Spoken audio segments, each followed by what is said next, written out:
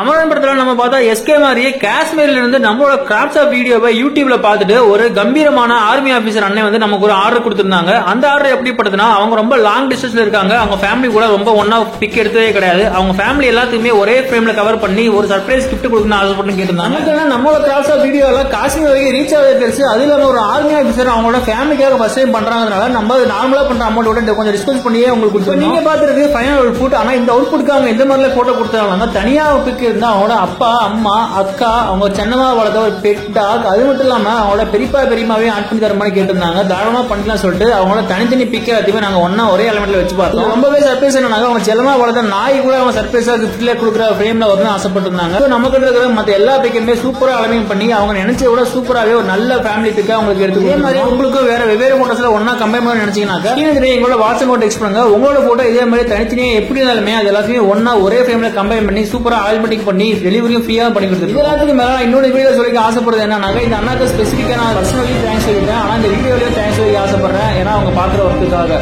Salute Anna.